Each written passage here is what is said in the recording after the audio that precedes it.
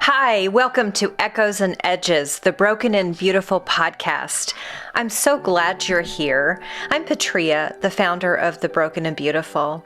I'm a story and Enneagram coach, and I love to help people weave parts of themselves back together, gently, with skill. Part of being skilled means having many tools in the toolbox of care. I have many, from Allender training to Enneagram training and a whole bunch in between.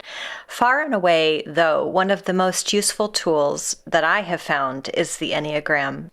Why? Because the Enneagram is set up to provide not only information, but pathways for transformation.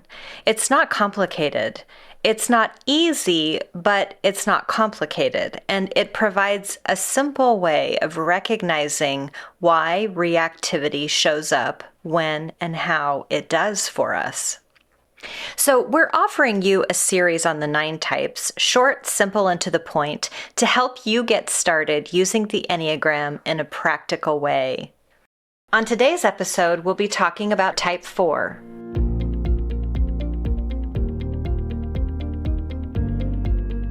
So moving on to Type 4.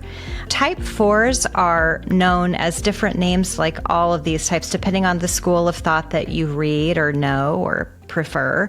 Type 4s can be known as individualists or the artist or the romantic, which is less true in my experience with 4s, but sometimes that really resonates with people.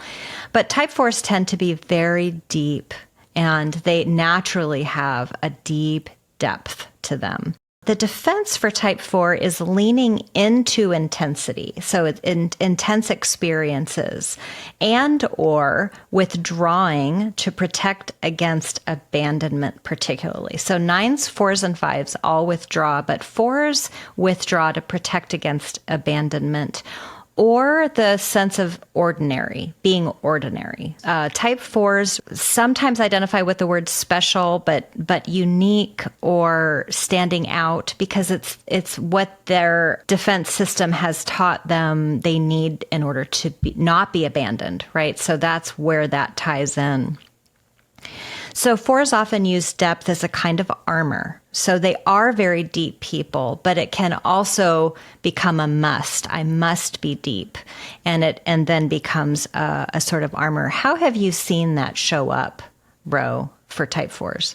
I think 4s have such a longing for deep connection that they can be at a gathering, be somewhere, and go find one person.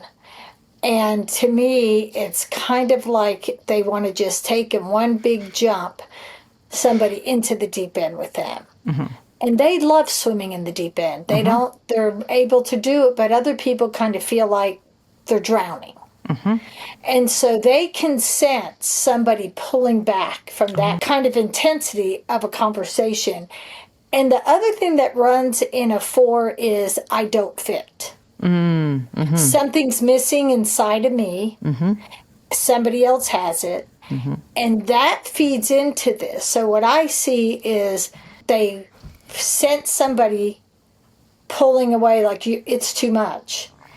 And then it feeds that, see, I don't fit. There's nobody who understands me. I'm so different than everybody else. And then they withdraw. And in that withdrawing, they can kind of go into some deep, sometimes dark emotions.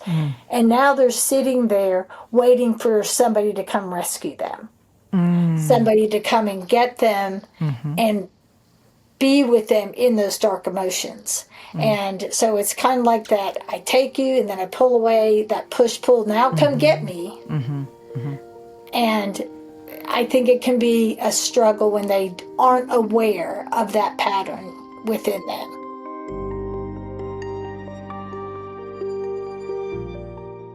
And by dark emotions, I think I know what you mean, but just to clarify for listeners, let's talk about that a little bit, because I think you're talking about shame or even self-contempt or contempt for others can come up there.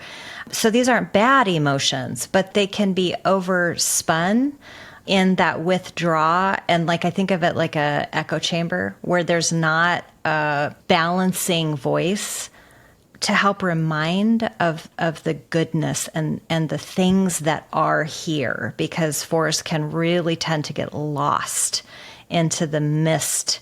They are missed. Things are missing. They're, all of the missing pieces. Sort of like ones who see things wrong, but fours, it's a heart-centered, it's about themselves, and something is missing for them. They can also have a strong aesthetic, if in my experience with them, where they can notice things missing in a room. And that can get a little confusing sometimes for people to type themselves as either a 1 or a 4. But the 4 is a heart center, and it is this withdraw. It's a very different feeling. I'm even trying to use my voice to kind of cultivate the feeling that comes in there, because it's a very withdrawn, very deep place.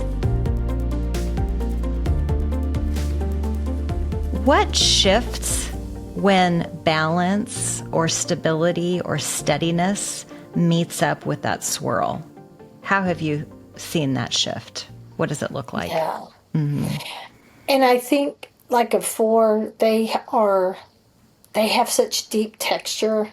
They long for that kind of deep texture with other people. And I think to be okay in that uniqueness that does make them different, but it doesn't make them alien. I think that's a difference of how they can just embrace. Because I can listen to a 4 describe something and they're going, I don't know if I'm a 4, I don't know if I'm not. And I'm listening to them describe what I think is something very mundane. With color, with texture, with feelings, with all the things. And you're going, that's beautiful. That's such a gift. Yes. But I think they have to embrace that gift first. Yeah. And be at peace with it. And not everybody understands it, but when somebody really does, that is such a gift to a 4. But they can't go into settings so looking for that from somebody else. They have to, again, containment. Know it within yourself. Be at peace with the uniqueness of how God created you and how you look through the world through just a lens like that is so unique to a 4. Yeah. And it's what they long for, but it's that push-pull with it. This is what I want to be, but there's part of it that they don't like it because they do feel different. It's a yin and a yang for them. It really is. And the way that I see this show up in groups, so thinking about the holidays with family or with friends or how, whatever group that might be, there's that deep longing to be seen in the depth, to really be met in the depth. But then there's also the pullback when they are actually seen. There is a automatic withdrawal, and then the echo chamber of, well, that, what happened there? That wasn't right, or something kind of takes over there. So 4s and 8s, I say this to a lot, but it's true for everybody, at least in my opinion. I always coach people, never be less of who you are. But there's a counterbalance missing.